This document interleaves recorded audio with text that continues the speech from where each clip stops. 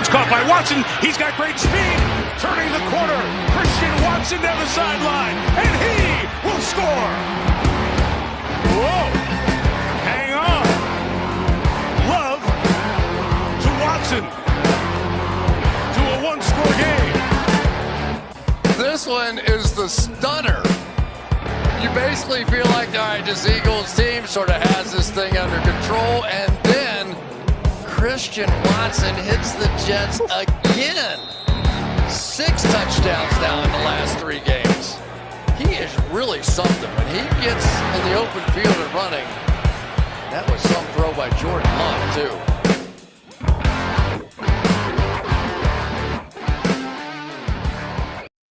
Man, I made the mistake and threw a piece of chocolate in my mouth right when we went live like an idiot. So here we are chomping. Welcome into Packers Total Access. My name is Clayton. You can check us out on packernet.com. You can find me on Twitter at Packers_access. If you want to email the show, it's PackersTotalAccess@gmail.com. You can text the show at 865-658-5824. We got Mr. Pack Daddy on the line with us tonight. Ryan Slip from Packernet Podcast. Been on fire. Been listening to Packernet After Dark, dude. You've been rolling over there, dude. The call's been rolling in, right? Oh yeah, we bottomed out, and I was like, oh man, I don't know if we're gonna make it until training camp. And as soon as I put out the call to action, it's like, oh, you got 20, 30, 40 calls. Like, all right, we're good. Slow down. Absolutely, man. We've been getting all kinds of feedback, interaction, whether it's on Twitter or YouTube. I think we're closing in on 10,000 followers on Twitter, and then YouTube closing in on 500 subscribers. So it's been fun just interacting with people. Now you get some negative Nancy's every now and again, obviously. Actually had a viewer reach out earlier. It's funny. And I know you haven't had to deal with this at all, Ryan, as I roll my eyes. But he basically, as we got Jacob hopping in here, he basically, this listener complained because the last live stream we did, and it was Jacob's fault. It was his idea.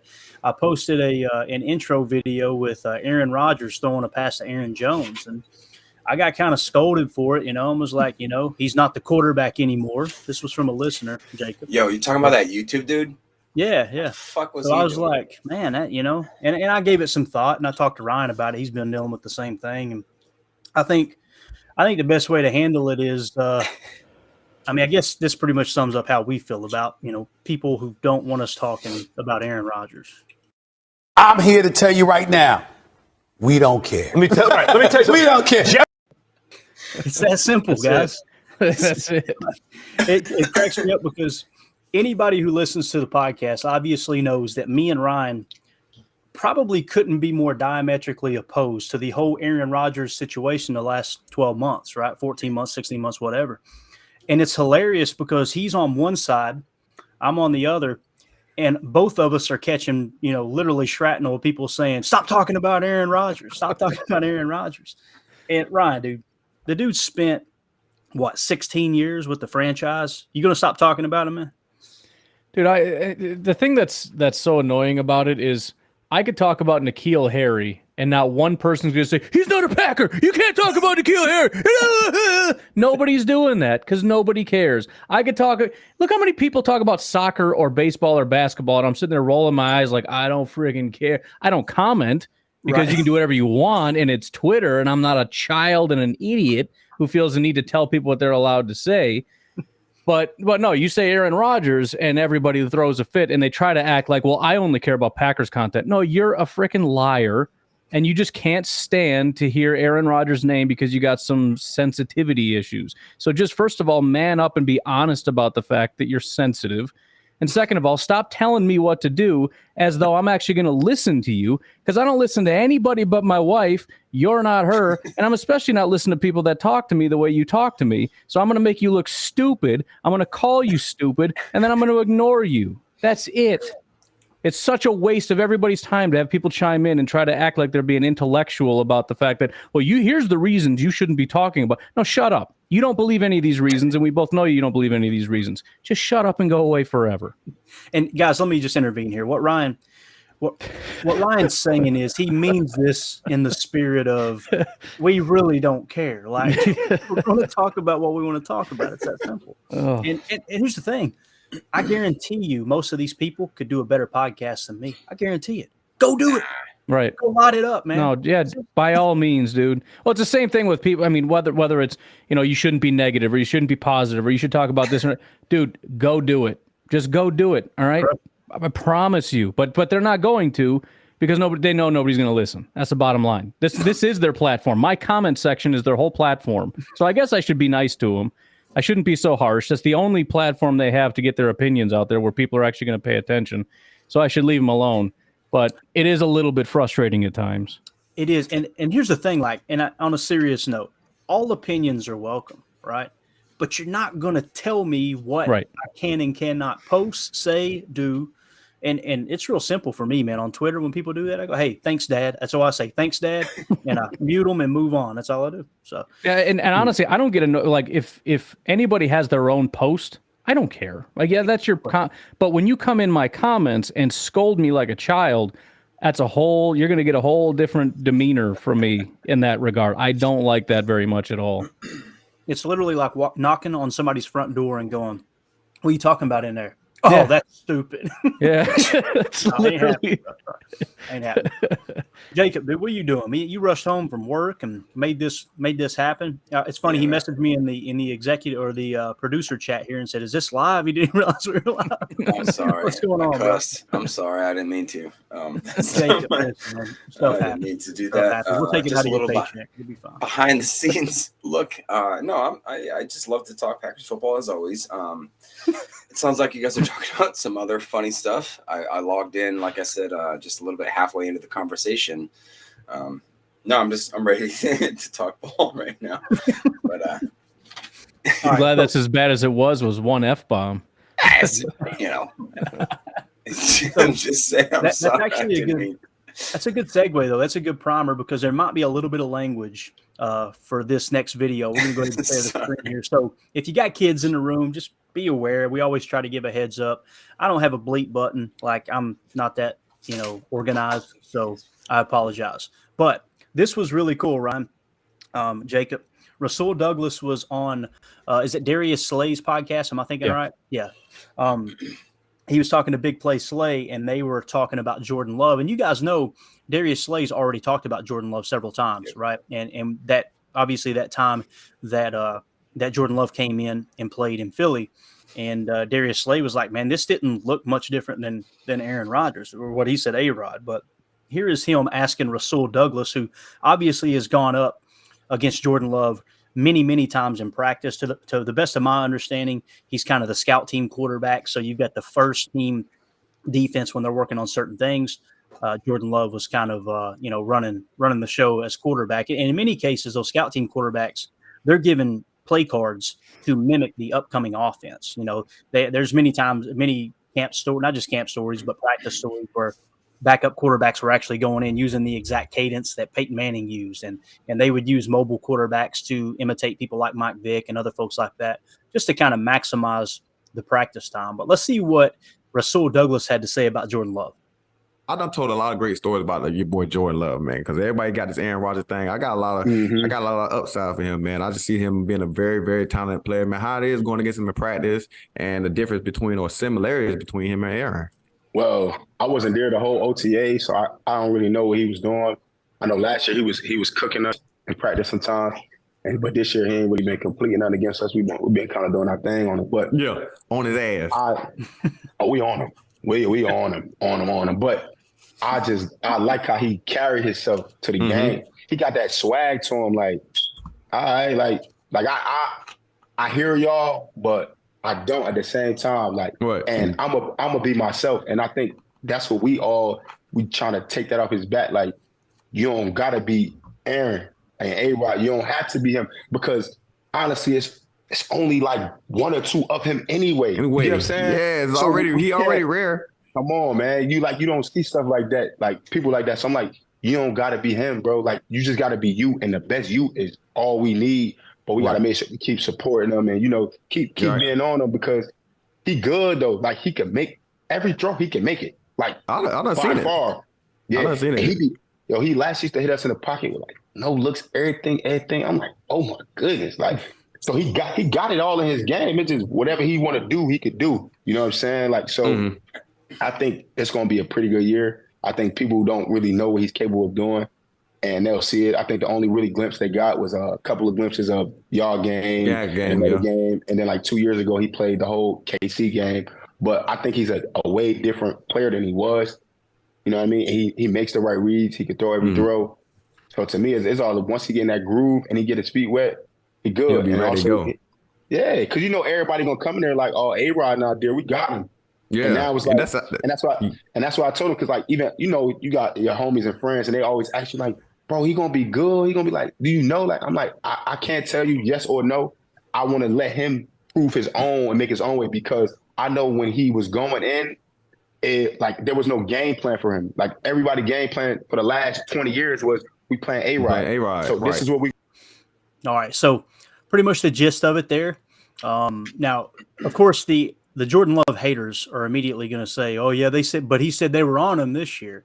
I just want to remind everyone: there's going to be times in this camp, right, this training camp, where we hear Jordan Love throws a pick, where Jordan Love, misses. That stuff is going to happen. It happened to a 4-time MVP every single training camp. You heard about it because training camp, a couple of different things. The main being, you're trying to see what you can accomplish. You're really pushing the envelope. You're trying to fit passes in. You're trying to utilize those tight windows. And you don't want the practice to be so safe to where it's just check down central that the defense isn't going to get a chance to work on what they're working on, right? A lot of these practices can be scripted and kind of geared in a certain direction to get people ready for the upcoming opponent. And more specifically with training camp, just kind of getting ready for the season. But Ryan, I got excited with what Rasul said there. What did you think, man? I like it because, a lot of these other interviews, like with the one Kenny did and everything, where they're talking about him, they're real stuffy and they're very boilerplate. You know what I mean? And it's like, well, he could just be straight up lying. But with this kind of format, you can tell he's just talking to his friend. It's almost like he doesn't remember the cameras even there. Like, there's no way that was an act. Now, I mean, it wasn't a massive ringing endorsement from the standpoint of like, dude, watch out, he's going to be amazing. It's just he has all the tools, and like we're telling him, if he can put it on the field, we're going to be fine. And I think that's the reality. I think most of us have come to that realization that dude's a good quarterback, but can he put it together and be consistent enough to be a starting quarterback? But no, I'm excited. I'm glad the guys are bought in. I'm glad the guys like him, and I also like the fact that a lot of the defenders are coming from the standpoint of we have to rally around them. They understand they have a role in that as veterans, that we gotta make sure that we usher him in. Yeah, there's no doubt in my mind that this team is way, way, way more unified than last year. That's not a shot at Aaron, in my opinion. It's just you've got that void, that leadership void where Aaron leaves, and even people like Lazard and Cobb and all these guys. We heard all last training camp how Cobb was getting these receivers ready, getting them on the same page. They said Jordan Love was leading the hand signal meeting, and Randall Cobb was helping bridge that gap, all those things, all those sensitive subjects that we've laughed about this last 12 months. But yeah, what do you think, Jacob, with what Rasul said about Jordan there, man? Basically, doing as I'm listening to you guys, I'm thinking of what I don't want to I don't want to compare a high school career or whatever, but if you ever played sports when you were like a junior, a sophomore, or whatever, the senior class took precedent over everything. The way that they worked the locker room, the way that they, talked to it's just everything. Everything they did was dictated through the seniors, right? So I look at that through a lens of that Aaron Rodgers was the guy.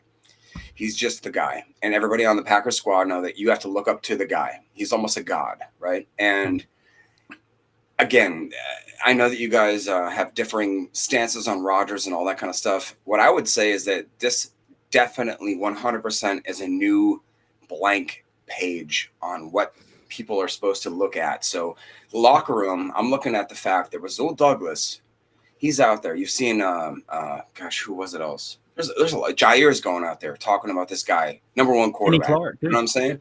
Yeah. Kenny Clark. These guys are going to bat for this guy, and that's something that I haven't seen. I have not seen this offseason talk, this kind of, I'll call it Bears banter, right? This off-season social media, I'm better than you are, and blah, blah, blah, blah. But we have a little bit more stake in the game, I would argue, is that we have – a lot more stats and all that kind of stuff that we can back up behind that kind of trash talk, if you want to say it's trash talk. But I'm just really excited to again see that the team is around him.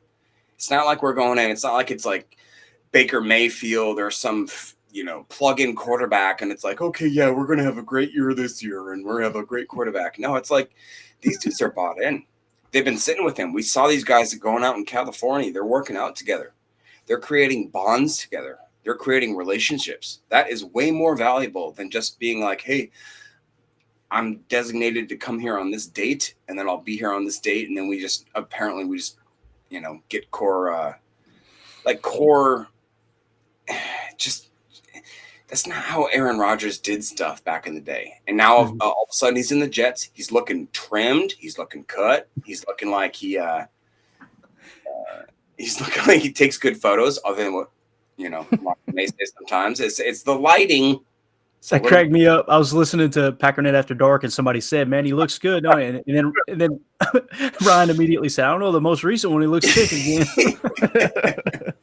Yeah, I'm just saying he looks rejuvenated, or whatever you want to call that. And the Packers' whole team, I think, is the same way, man. We are hungry, and those young guys, and we have I'd argue, I haven't looked at the details there, but we have one of the youngest teams by far on offense. Yeah, I would say by far. And you look at how many, like, again, we've talked about how many number one draft picks are on defense. This team could be sneaky freaking good, guys. Like, Ryan's going to shoot that down. I know he will. But we have hope. I got hope, the bro. Responsible uncle, right? The responsible uncle. You said could be. I won't shoot that down. Yeah. There we go. I hope I'm pronouncing this right, but we got, is it Coda Trout in the chat here says, so there are wow throws. Ryan, I want to get your take on this, because we heard a certain media member say over and over and over, and it literally, he could have said it in 6 seconds, and for whatever reason, he took 3.5 minutes to lead up to him saying, I haven't seen any wow throws. Well, it seems like Rasul's seen some. Now, I'm sure that same media member would immediately say, well, that's his teammate. Of course he's going to say that. But, I mean, we've seen wow throws. That's what I was going to say. There's always been wow throws. Anybody, and apparently this came from, and I won't mention the name, but there's a theory that this is coming from a Wisconsin media member who fed it to him. So anyways, it's like the fact that you are so irresponsible as to pretend that you haven't seen or heard of any wow throws as a Packers media member. Every Packer fan layman has heard of wow throws, not to mention seen them in games and in preseason. It's such an absurd thing that something like that would even be circulating. No, I completely agree, and we know where it came from. Yeah. Shadid in the chat says, "Coda, are you related to Mike Trout? If so, let me hold a Benny, man. I can guarantee you, old Mikey boy's taking care of you if that's the case." Yeah, we know where it came from locally. It's so blatantly obvious that the media member that keeps saying these things that matches up with what Colin Cowherd is saying just so happens to work for the same 4-letter company. Like, he's obviously taken that guy's material and saying, I have someone close to the Green Bay organization. Right. And exactly. You're so full of crap, dude. So full of crap. Anyway, the thing I took away from Rasul Douglas, he said last year he was cooking them in practice, right? That's a positive. He's got that swag. That is important. I don't care what anybody says. I don't have any swag. I'm 120% Caucasian. I have no swag whatsoever. But I guarantee you, Jordan Love, you hear it from his teammates. You could see the way Ja walked up and put his arm around him during that interview in the locker room that day. And look at how Jordan handled it. It wasn't just – he looked so humble, so polite. He just smiled and said, thanks, Ja. Like, he just – I'm telling you, man, people are going to follow him. People are going to follow him. Sometimes the loudest people in the room have the least amount to say, and Jordan Love just is like this constantly. And I freaking love it. I absolutely love it. All right, good stuff. There you go. That pretty much sums it up. That's that cool cow bum. It's the first time I've heard cow bum. That's good, man. That's really, really good. Let's do this. First of all, we're going to get into the 53. All right. And what I wanted to do, and this was really Jacob's idea. I want to give him credit for this. We're not going to get too detailed about it when it comes to the 53 man. Well, I say it's your idea. That way, if it bombs, I can blame you. That's what we're going to do is kind of go through and say, all right, who would we think are the front runners? There's some people that are rolling their eyes going, camp hasn't even started. How do you even come up with the 53? We know who the front runners are, right? We know that if they had to pick today, we got a pretty good idea of who we think they would be. Now, someone can wow at camp. There could be an injury. God forbid that happen. There's a lot of shuffling that could take place. But before we do it, Ryan, I've got to ask you a personal question, man. Why in the world are you hating on Mr. Magoo, bro? What's up with that? I'm trying to just keep my cool with the whole Magoo thing. It's the same thing every single year about this guy's he's a two-time MVP. I don't know if you've heard that. Two-time MVP Magoo. Two-time. It sounds impressive if you don't mention where he won that award.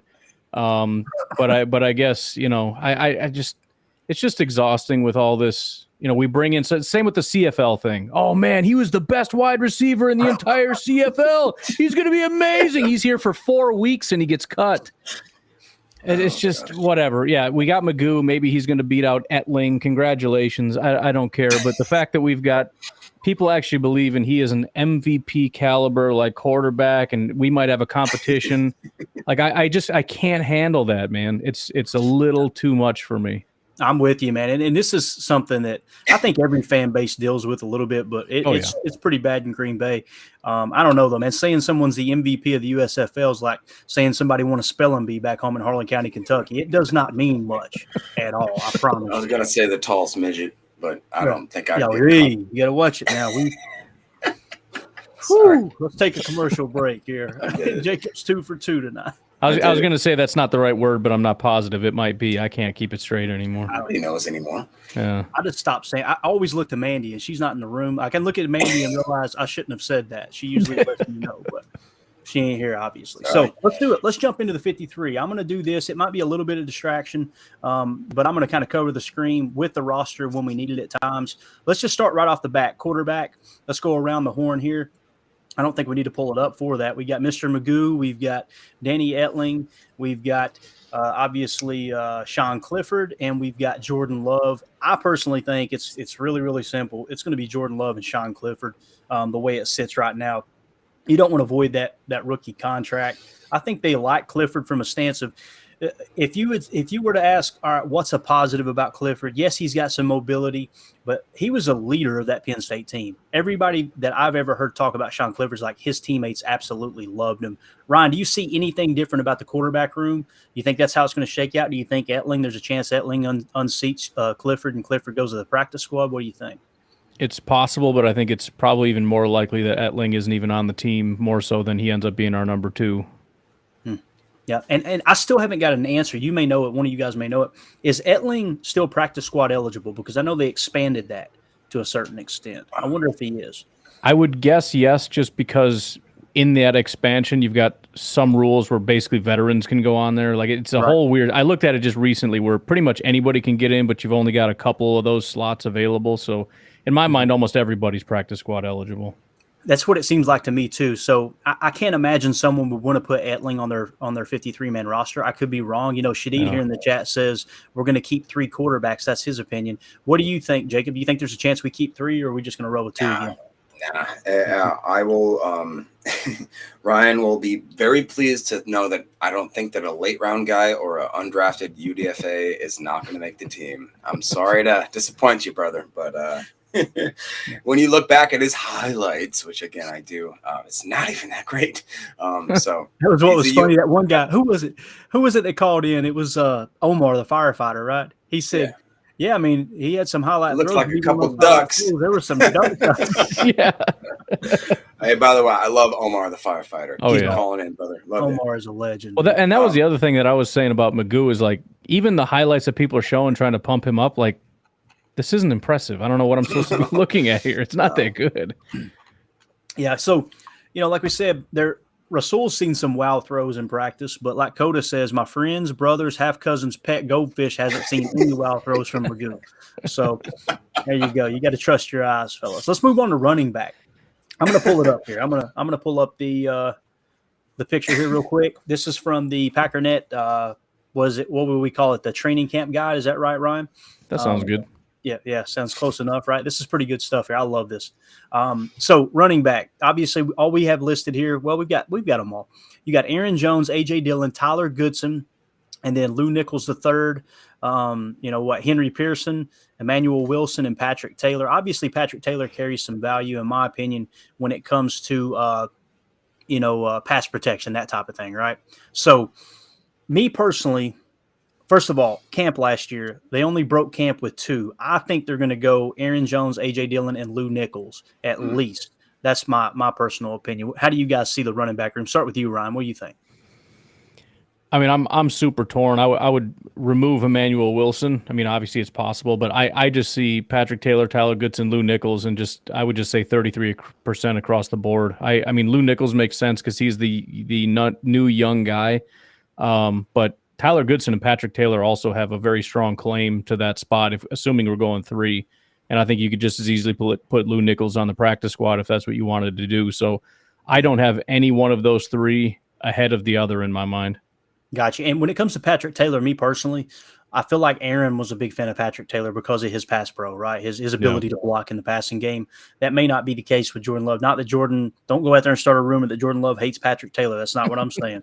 I'm just saying I could see them kind of that being another one of those players that Aaron having input they kind of kept around. What do you think, Jake?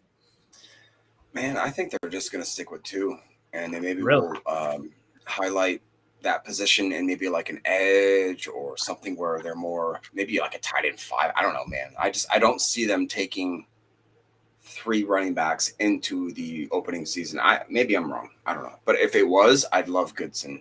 I'm a sucker for Goodson. So yeah, no doubt. All right, let's move on to wide receiver.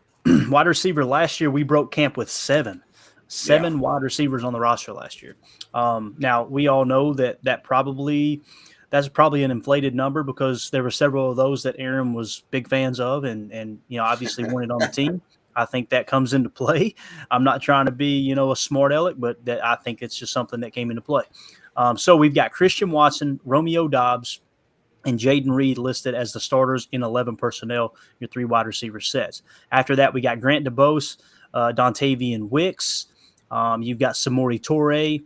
You got Bo Melton, you got Deuce Watts, you got Jadakiss Bonds, you've got Malik Heath, and Jeff Cotton. First question, Ryan. Do you think they break camp with 7 again, or do you think it's going to be less? I'm pretty comfortable with 6. I think will probably be what it is. Okay, Jacob. Yeah, I was just looking at what it would be. I mean, like I said, I highlighted guys that are quote unquote locks. Romeo Doubs, Jaden Reed, Samori Toure, in my opinion, Christian Watson, Dontavian Wicks. And after that, it's like, I don't know, man. It's like a couple of guys. People love Grant DeBose, apparently.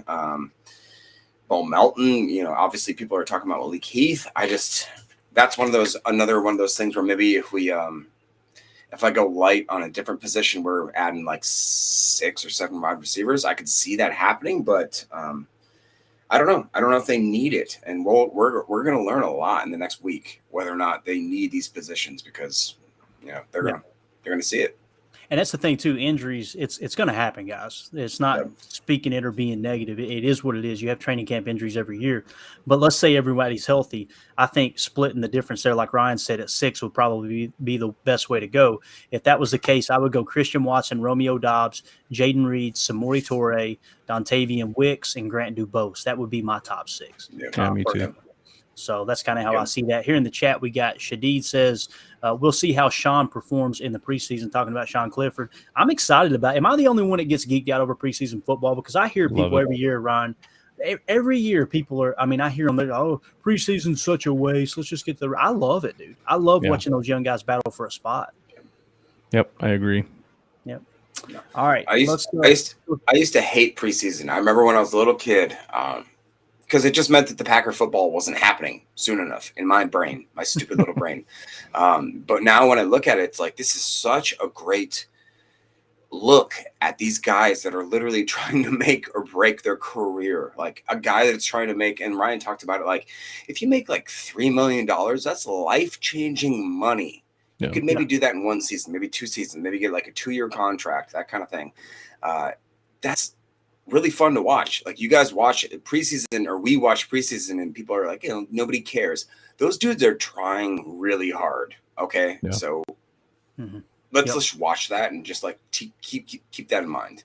Definitely. Tim in Green Bay says Torrey is one to keep an eye on, going to make the wide receiver battles in camp really fun. I think it's going to be very competitive in camp.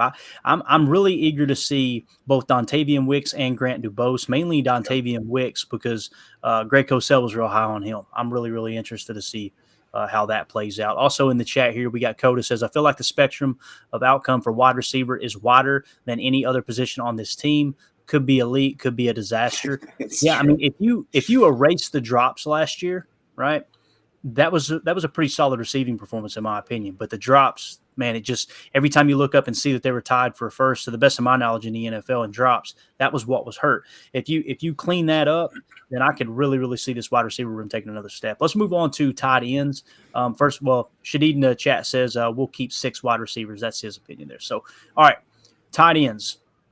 Last year we carried 4 out of camp. This year we're the depth chart according to Packernet's the training camp guide says Luke Musgrave, Tucker Kraft, Josiah DeGuara, Tyler Davis, Austin Allen, Cameron McDonald.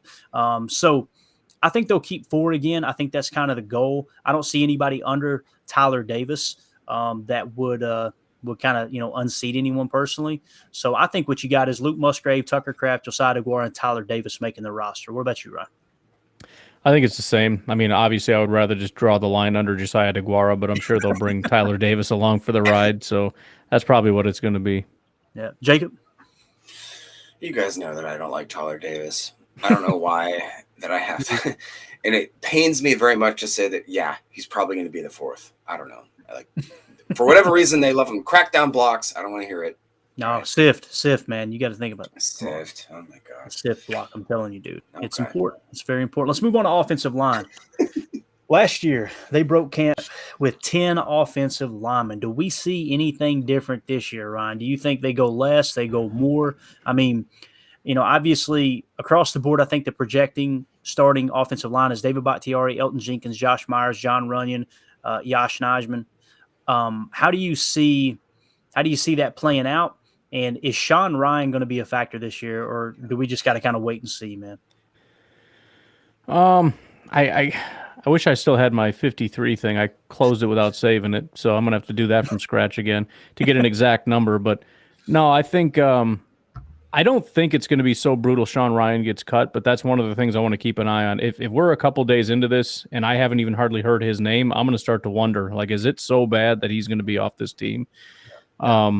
But yeah, I think 10 is about a pretty reasonable number. I know it was relatively tackle heavy. You got Bakhtiari, Zach Tom, Royce Newman is kind of a hybrid tackle. Yash is a hybrid tackle. And then I think I had probably one of either Caleb Jones or Rasheed Walker also probably making it. So a lot of versatile tackles with inside versatility that I think are probably going to make the team. Yeah, if we had to keep 10, I think my 10 would be Bach, Elton Jenkins, Myers, Runyon, Yash, Zach Tom, Royce Newman, Sean Ryan, probably Caleb Jones, and then it's going to come down to Jake Hansen and Rasheed Walker for that 10th spot. What do you think, Jacob? Do you see it any different, more than 10, less than 10? I'm just looking there, and I'm looking at Tenuta, and he had limited play time last year, but he performed in Sean Ryan. I know we want to save his draft pick status, but man, I think Ryan talked about it. The dude's not even practicing with the twos. Right. He's just not even. And again, it's one of those things where you want to force a square peg into a round hole. It's yeah, maybe. But I look at other guys, like you said about Rasheed Walker. That's a guy I love. You know what I mean? And if we're only keeping 10, I don't know, man. I don't see him maybe making this team unless Goody's he's my guy. I drafted him really early and I have to keep him. Yeah. And Ryan, if you don't know the answer, it's cool. I think it was you that was talking about on your pod a little while back. Luke Tenuta, was he drafted by Buffalo fairly high and then just cut? Is that right? I can give you an answer to that. Okay. It looks, I think, a 5th round pick by Buffalo. Yeah. And it's obvious the Packers had a fairly high grade on him because as soon as he became available, they swooped in and grabbed him. So I don't know, man. It's I do feel like exactly what Andy Herman said when he was on the pod here. He talked about, I think we have 12 offensive linemen that have been on an active roster. I mean, that's considering we're probably only going to keep 10, right, Jacob? I mean, 12. That seems like it's a pretty stout roster. That's impressive, man. I mean, that's like you said, like who's your weakest link, I guess, is what we're talking about. And a lot of those are like, what if, if you look at Caleb Jones, that dude is massive. I mean, massive. I'd love to keep him. I don't want the idea of losing Yash to like free agency. I don't want that to happen at all. But it's a good predicament, a good problem to have, right? Yeah, definitely. Last year, let's go to defensive line. Last year, we broke camp with 6 defensive linemen. Now, I do think you got to take into consideration Lucas Van Ness can play on the interior on those third downs, right? But do they continue to carry 6? I don't know. But when it comes to defensive linemen, we've got Kenny Clark, Devontae Wyatt, Kobe Wooden, TJ Slayton, Carl Brooks, Jonathan Ford, Jason Lewan, Chris Slayton, and Antonio. It's too small for my old eyes to see there. Moultrie? Okay. Yep. Gotcha. He probably not going to make it, guys. I'm just going to be honest. Yeah, it doesn't matter. For me, if we were going to keep 6, it would be Clark, Wyatt, Wooden, Slayton, Brooks, and it's really going to come down to Jonathan Ford and Chris Slayton. I don't know, man. Ford being just a second-year player, he's probably going to get the nod over Chris Slayton. But I've heard good things about Ford as far as the offseason.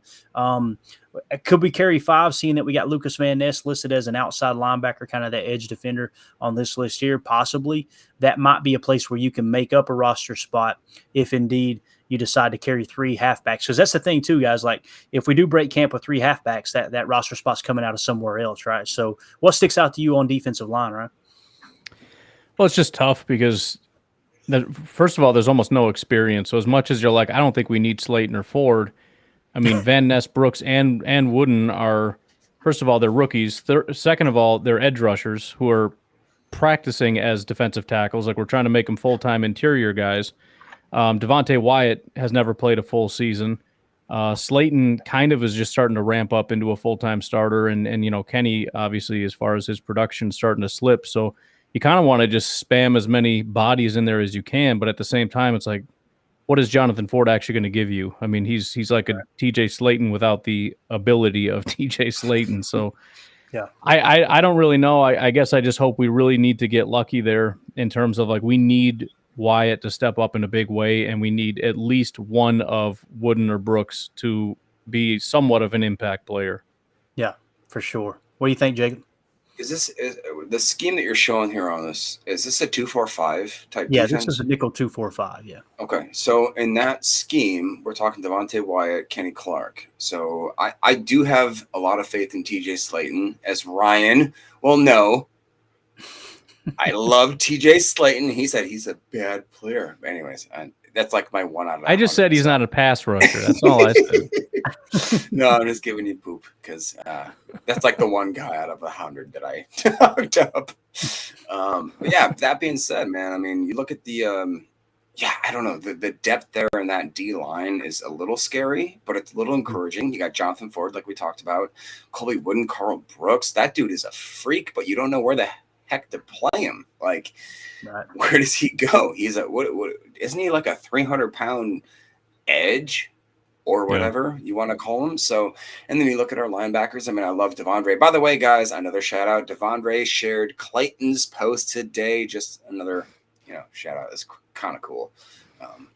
But Rashawn Gary, they got him as an outside linebacker. I don't know if he's obviously going to start week 1. So in that place, it looks a little iffy when you're looking at that kind of lineup scheme there.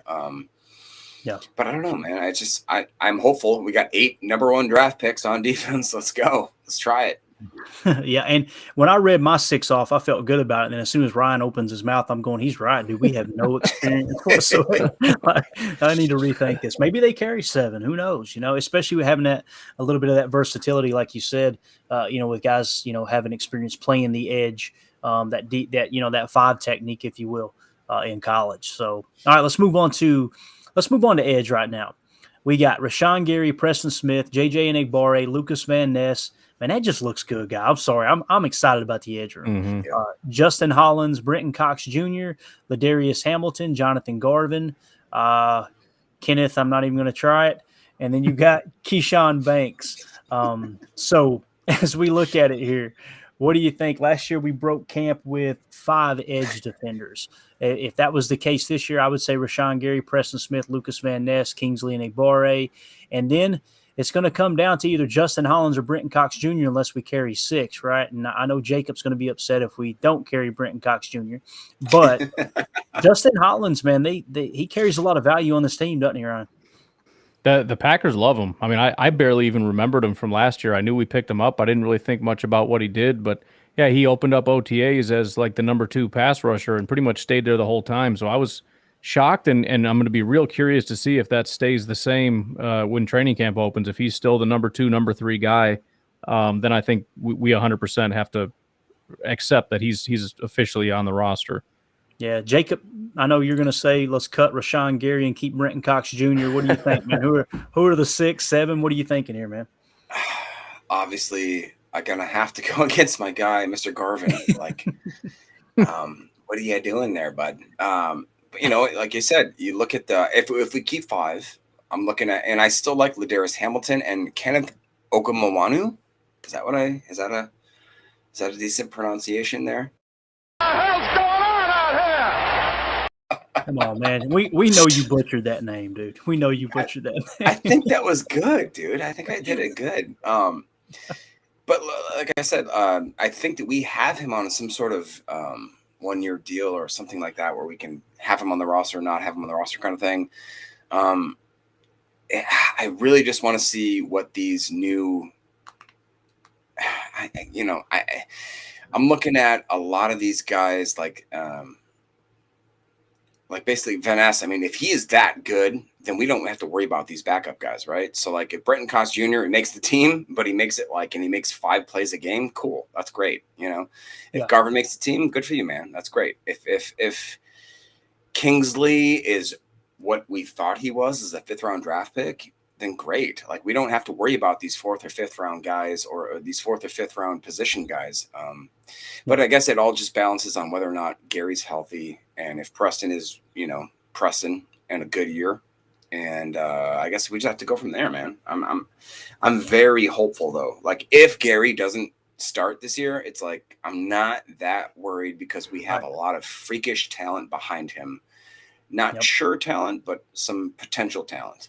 Definitely. And immediately when I think of, okay, the edge room is pretty stacked, right? It's pretty deep, I should say. I immediately think, well, in this quarter's, wide look that we're running on defense, the most important aspect is interior defensive line. And then it's just like a light bulb, Devontae White. I am jacked for Devontae White, dude. I think I think he is primed for a breakout year.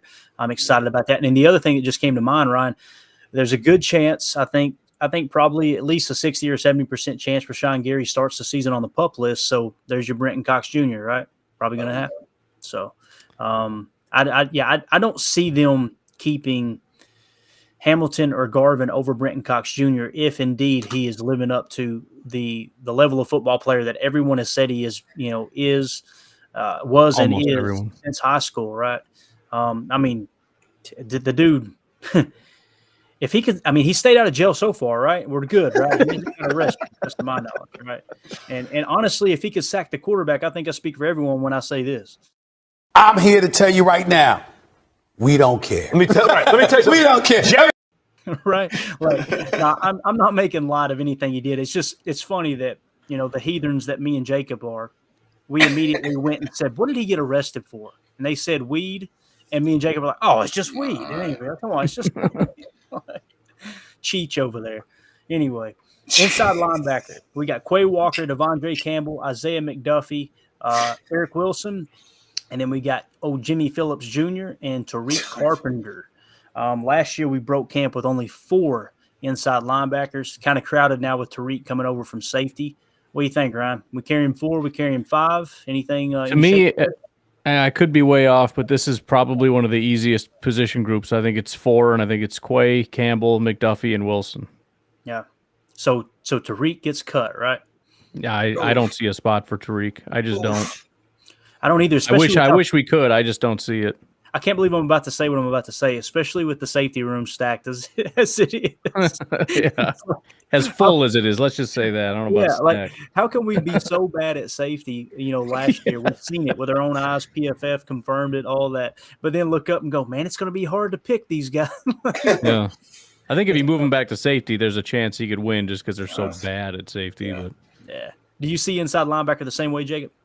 Yeah, I mean, it is what it is, man. Isaiah McDuffie, I mean, like, I've loved that guy. Again, a late round guy I freaking love. Everybody knows that I'm a sucker for those type of guys, but I love Tariq Carpenter. The guy didn't he get drafted with like a Green Bay Packers shirt on?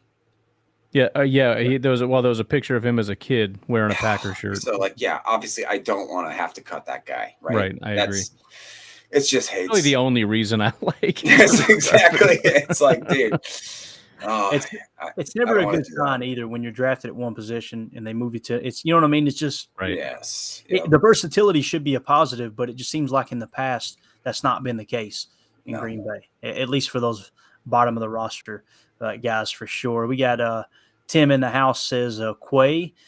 Quay, I think Quay's going to have a great year too. Watching the tape, man, he was up and down. I did Ryan, I don't know if you heard it or not, but I did a openers 7-play saturation of the Rams game, and Quay whiffed on one play, but there was another play where he sold off the B gap, and I'm just like, you see it on tape, you can see it. On tape. If he can get around the mental mistakes, this dude, he could be a monster. He really could. Quay is a lot like Wyatt, where when you see it, it's a jaw dropper. Like when he makes a play, it's like, holy crap, this guy's talented. It's just a matter of like, we need that more consistently.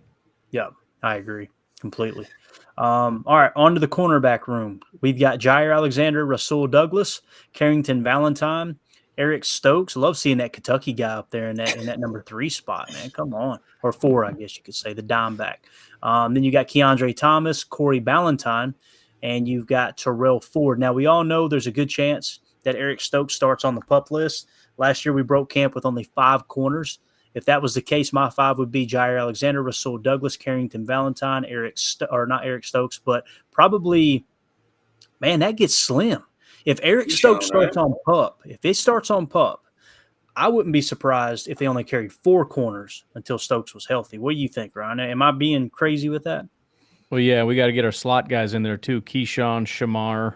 Oh, I didn't see it up top. I'm sorry. Yeah, you're right. Yeah, I was looking at it. I'm like, they don't have them on here, but it's way up by the safeties. Right. So, yeah, I mean, corner's pretty tough. I mean, Jair, Rasul, Keyshawn, and Stokes, depending on his health, are kind of locked in. Mm-hmm. After that, I kind of feel like it's wide open. I want to put Shamar in there, but and that's the other thing. It's tough because, Keyshawn is a slot guy. Rasul can be in case of injury, so we kind of already have 2. So I don't know that we have to put Shamar in there if we like somebody else. So I don't know. There's the top 4, and then after that, they're just going to have to duke it out. Yeah, that is tough. You're right. Jair, let's see it again. Jair Alexander, Rasul Douglas, Keyshawn Nixon. If Stokes starts on PUP, you'll probably go Carrington Valentine. And, yeah, I mean, it would come down to Shamar Jean Charles, right? I mean, I think so. Will he be the 5th cornerback kept, or will they only roll with 4? I don't know, Jacob. I couldn't tell you the last time any team would roll with just 4 corners breaking camp. Right. But then again, last year I was surprised they only broke camp with 2 running backs. What do you think? Yeah, I think locks. Jair, obviously, Rasul, Stokes if he's healthy. Got to go Keyshawn. They're paying him. They're going to make him. I'd love to see him again. Just a random. Maybe get him on offense, maybe do some crazy stuff like that. That being said, maybe, Ballantyne, Keandre Thomas is maybe a undercover guy. Shamar has been there for a long time, but it's just like Ryan talked about. He hasn't done anything. So it's like, he's thrown into that position. We don't know what he's worth. But at this point, I would say probably, Keyshawn, Jair, Rasul, Eric Stokes, and maybe one of the new rookies or one of the old vets. I'd say. Yeah, gotcha. Shadid in the chat says, let's keep 5 corners. That's probably going to happen. I would think, just to say it one more time, Jair Alexander, Rasul Douglas, Keyshawn Nixon, Shamar Jean Charles, and Carrington Valentine would be my 5 with Stokes starting on PUP. That's probably most likely. Now, Stokes may come out and be ready to roll. We've seen that video of him sprinting. I mean, he's been sprinting. With no pads, no contact. He looked good, right? I mean, looked healthy. So, for what it's worth. So does Uncle Bill with no pads and no contact. All right, safety. Here's the strongest position on the team here. Let's go. Rudy Ford, Darnell Savage, Jonathan Owens, Tarvarius Moore, Dallin Levitt, Anthony Johnson Jr., Benny Sapp III, and Enos Gaines. Again, y'all are going to laugh. We broke camp last year with 5. But this is tough. This is really, really tough. I'm hearing great things about Anthony Johnson Jr. People that I trust in the draft community was excited about that draft pick. He's got experience playing that top-down safety in a quarters coverage with those, match man principles. I don't know, man. I would if I'm keeping 5, I'm going Ford, Savage. I'm probably going to go Anthony Johnson Jr., Dallin Levitt. It's going to come down to Jonathan Owens and Tarvarius Moore. The question is, do you want speed and quickness in Tarvarius Moore, or do you want a better tackler in Jonathan Owens? Man, it's tough, Ryan. It's so silly, but isn't it hard to come up with 5 right there? Yeah, I mean, if you said pick 4, it's almost a lock in my mind, the 4 that you listed. I mean, it's just Rudy Ford, Darnell Savage, Anthony Johnson, and Dallin Levitt. You could maybe question Anthony Johnson, but like you said, I mean, there are people who are like that. That was the Packers' best pick of the entire draft was Anthony Johnson. He's a plug-and-play starter type of guy. And we know Gutekunst's track record with draft picks, making the 53 and whatnot. And Dallin Levitt, I mean, that dude's about as big of a lock as you can get. I think he is like the leader of our special teams. So yeah, then it just kind of comes down to the rest. But I don't know that I care, honestly, just because, Enos Gaines I don't think has really done much. And Jonathan Owens and Tarvarius Moore, I mean, you never know. Once in a while we go out and poach a guy from another team and he ends up being a star. But I don't know what just happened to my computer, if you can still hear me. Yeah, we got you. All right. They just were bad at football, so I just don't really expect much from them. So we got our top 4, and we'll see how it goes. Yeah, I think that's very well said. Jacob, what do you think, man? So did I just hear Ryan right that he is promoting a 7th-round pick? Did I just hear that? Oh, my. All right. Yeah, maybe I'm buying it a little bit more. Gutekunst likes to keep these guys on the roster. That doesn't mean he's going to be great. But when you look at how bad our safeties are, I'm buying the hype a little bit. No, I heard what I heard. Yeah, I'd go Ford, Savage, Levitt, probably because of the special teams play. And then, Anthony Johnson Jr. And if you do a 5, maybe one of the guys, Miss Simone Biles or whatever, Oh, yeah, right. Definitely a good trade-off there. Andy Herman, like he pointed out, Dallin Levitt, of all the safeties they brung back, he has the most guaranteed money. As silly as that sounds, it does say something, true. Right? Not that they couldn't afford to lose that guaranteed money if they cut him, but it just kind of shows they put a little more value in him because of that special team skill for sure. And he's connected to Rich, right? Yes, big time. Yeah. Okay. Yeah, big time. So then the only thing left, kicker, obviously it's Anders Carlson. You got Pat O'Donnell at punter, and you got Matthew Orsick at long snapper. What'd you say? No, I got a dark horse. Right. I'm going to go there. I'm going to start training, bro. It's going to be good. No. Trust me, I met this guy down at Quick Trip, and I'm telling you, he's got a shot to come into camp for sure. So there you go, guys. That's kind of how it shakes out. That's the way we see it. It's fun to kind of look at this full roster, before camp, obviously, and kind of get an idea of what we're looking at. Man, I'm just so excited to see Jordan Love throwing at the net, and I'm really jacked for that first preseason game, man. I'm a nut for that stuff. But got Daniel in the chat say, Clayton, you've been kicking butt lately, man. When you first hopped on, you sounded like a dumb redneck. You still do. But I'm not going to lie. I've been listening a lot more lately, and they're really good. Appreciate that, Daniel. Thank you so much, man. I got a third grade English teacher in here trying to help me out with that. So we'll get better as time goes on. Let me ask this as we get ready to wrap up, Ryan. I appreciate you hopping on, dude. I know you're doing 32 podcasts a day. What is the number one thing? I think I know the answer, but it's okay. I still want to ask this question to you and Jacob. Going into camp, what's the first thing that comes to mind? What are you most looking forward to as far as a storyline, maybe how something's going to develop? Kind of what's the first thing that comes to mind, man? Well, the most important is obviously Jordan Love. And I will say that usually the diatribe about, it's training camp, we shouldn't read too much into it. I want good news from Jordan Love. I understand like it's not the end of the world, but I feel like we've been doing that routine a lot. Like, okay, it wasn't great, but it's training camp. Okay, it wasn't great, but it was a Chiefs game. Okay, it wasn't great, but it was only. I just want to hear he dominates. Just one time. I just want to hear like he's really freaking good. Because even in the last preseason, like he's never really had a good I mean, he's had some good games, but you look at the last 2 full years, hasn't been that great. So I want him to come in, and I want him to have a great preseason, and I want him to have a great training camp. And if he doesn't, that doesn't mean he's going to be bad, but I'm just going to start to be a little bit worried because it's like it's constantly, well, it was an up and down camp from Jordan Love today, some good, some bad. I just want a good day, like one solid group of days put together where it's like, this guy's freaking amazing. I kind of just need that at this point. Yeah, I think it's very well said, man. It would put a lot of people at ease. There'd be a lot of excitement created. Yeah, I'm just I don't know, man. It's going to be fun getting those camp updates. That's for sure. Jacob, what's the first thing comes to mind for you, bro? No, like Ryan said, I'd like to see that Jordan Love is like he said, just he's throwing all the throws, he's getting all the highlights, but more importantly than that, I want our defense to be crazy good like this year, because take that pressure off of Jordan. Like, don't make him feel like he has to do what he did in his last year at was it Nevada, where he just felt like he had to throw the ball everywhere just to make a play, you know what I mean? And we saw what that happened. It wasn't necessarily his greatest year. When he has people in place, when he has a coaching scheme in place, the dude can absolutely connect on a crazy level. Maybe, I don't want to say an Aaron Rodgers level, but a very high pro level. So let's see if that can happen. Let's give the defense a chance to give this guy a chance to actually do what he does. Maybe do the running game a little bit more. I know Ryan talked about how the running game is kind of a little bit more obsolete nowadays, but if we can use that running game to set up that play action pass, to set up the passing game, great, let's go. Like, we got these new tight ends, we got these new wide receivers. This could be either a feast or famine type season, and I'm excited just to watch it. So, very well said, man.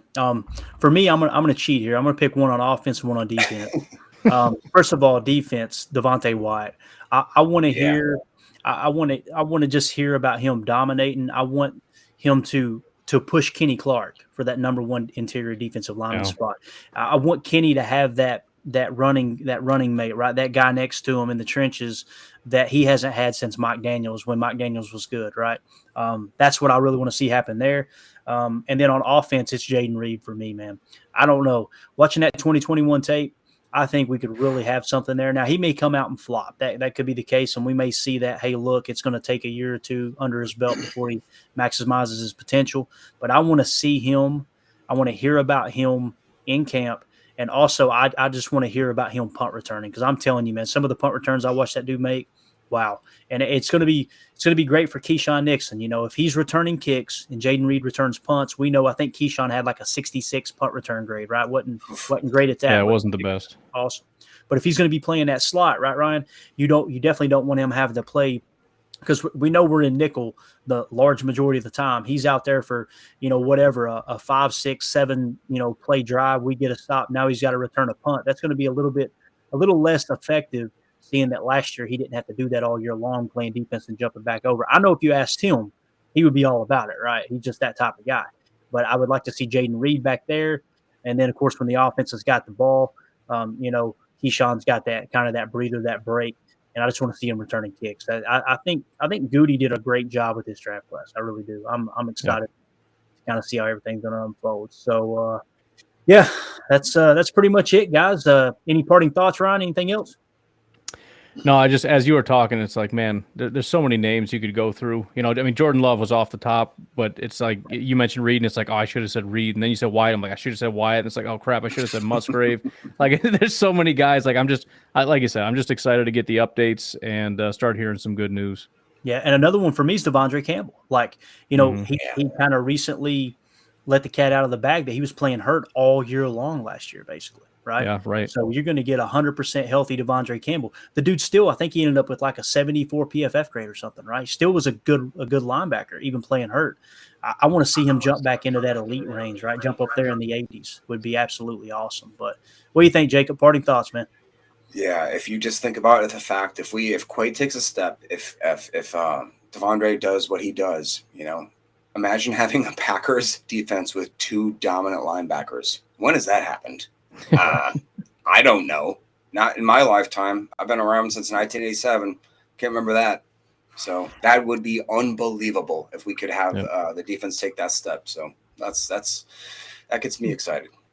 What I noticed about Quay too on this final 5-game saturation, going through the tape, the all-22, him mugging that B gap, playing that 4-eye, and then dropping into coverage. Yeah. It just shows you how he got comfortable. And we've seen the coverage grade with PFF. I think the dude's excellent in coverage. Like it was like week 3 or 4. I know I got made fun of for it, but the safety play was so bad. I was looking up going, I wonder if Quay could play safety. Like he was so good in pass coverage. He really was. So I'm excited to see him grow on that too, mug that B gap, all that stuff. So appreciate everybody in the chat. We're going to wrap this thing up. Appreciate Tim in Green Bay, Shadid, all you guys. You showed up strong. Daniel, I really appreciate the kind words, man. That means the world to me.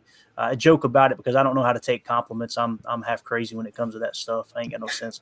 Coda, everybody, too many to mention. I probably shouldn't name off any, but we really appreciate everybody hanging out with us. It's always a blast. Training camp's here, dude. We got, I guess, the shareholders meeting tomorrow at 11 a.m. Tim's going to be in the house. We'll try to get an update from him. Tuesday, if everything goes good, we're going to have I hope I don't butcher his name. I'm a big fan. I love his YouTube channel. I just haven't heard him say his name much, but Alexander Bazarowski, I think is how you say it.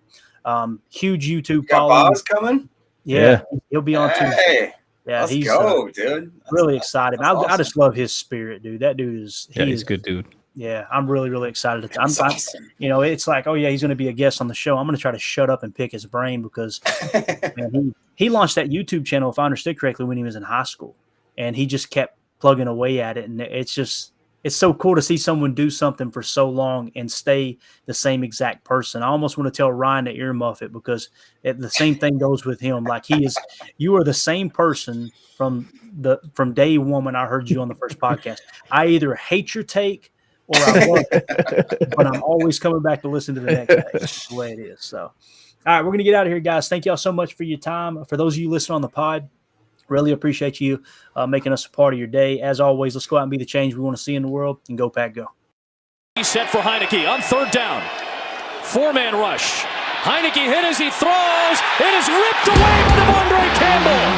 And he's got plenty of green grass in front of him. Devondre Campbell, pick 6, Green Bay. Back to the pick. Yeah, everybody's covered. There's J.D. McKissick, there's Devondre Campbell. Watch him play this. It's going to be a little in and out. You're going to press inside like you're crossing, bounce out, reads it well, eyes on the quarterback. There's nowhere to go. There's nowhere to go. Not just J.D. McKissick. Everybody was covered on that play. We talked about taking that next step with